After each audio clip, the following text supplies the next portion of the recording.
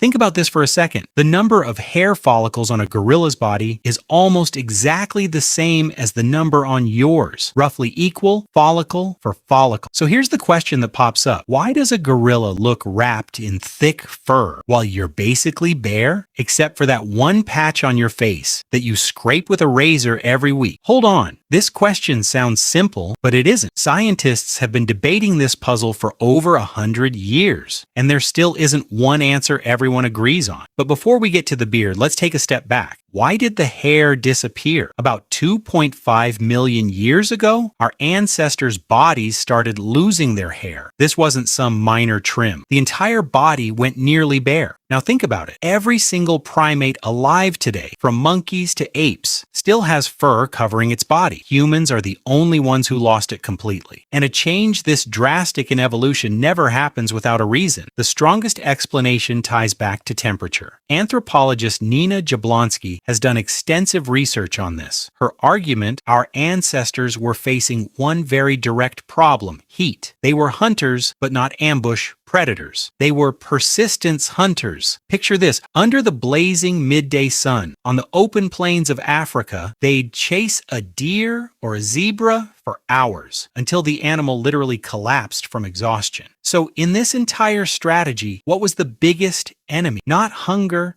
not predators. The enemy was the body overheating, and thick fur traps heat inside the body at exactly the moment it needs to escape the most. So the body struck a deal. It got rid of the fur, and in exchange developed millions of sweat glands. Today, human skin has a far higher density of sweat glands than any other mammal on Earth. If fur were still there, that sweat could never properly evaporate. The moment the hair disappeared, the body's cooling system switched into turbo mode. That explains the rest of the body, but here's where the real twist comes in. So why did facial hair stick around? If losing hair was essential for survival, why is the jaw and chin the exception? This isn't a mistake, it's a deliberate exception. Look at where humans deliberately kept hair. On the scalp, to shield the skull from direct sun. On the eyebrows and eyelashes, to keep sweat and dirt out of the eyes. And especially in men, on the jaw and chin, that last one doesn't fit the temperature theory at all. A beard doesn't make you run faster. It doesn't help you sweat either. If anything, it does the opposite. It traps heat exactly where blood vessels run just beneath the skin. So if temperature explains why the rest of the body went bare, the beard's survival needs a different explanation. And the answer here isn't about survival, it's about being chosen. Darwin's tangled question. Back in the 1871, Charles Darwin scratched his head over this exact puzzle. He couldn't figure out, how does a trait that offers no direct survival benefit stick around generation after generation? His answer, not natural selection, but sexual selection. In other words, the beard didn't survive because it kept you alive. It survived because it gave you an edge when it came to being chosen as a mate. Today's researchers have tested this in ways Darwin could never have imagined. Evolutionary researcher Barnaby Dixon ran an experiment showing people photos of men with different levels of facial hair, clean-shaven, light stubble, and full thick beards. The result came out almost the same every time. Men with fuller beards were rated as more trustworthy, more mature, and more capable of handling tough situations. The hormone story. Now here's the biology behind it. Beard growth is directly linked to testosterone, specifically to the massive concentration of androgen receptors in the skin of the jaw and chin. No other part of the body has anywhere near as many, which means a thick beard isn't just a style choice. It's an external readout of the hormonal system running underneath. Ancient humans didn't have blood tests, but by simply looking at someone's face without exchanging a single word, they could instantly form an impression. In small tribal groups, where you had to quickly tell friend from foe,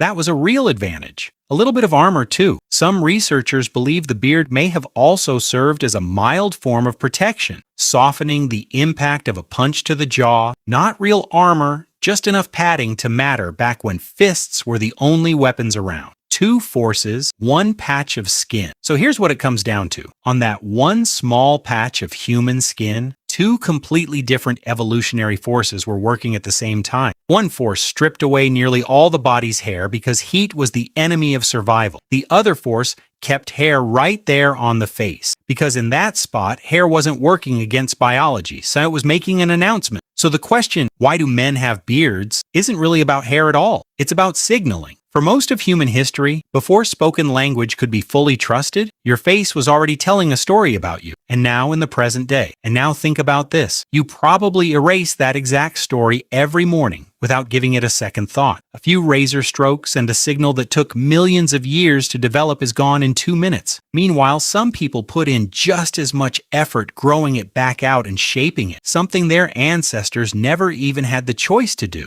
Either way, you're not just grooming hair. You're deliberately altering a signal your body has been sending out since before you even knew how to speak. Your ancestors never had that choice. You do, and you make that choice almost every single morning without even realizing what you're actually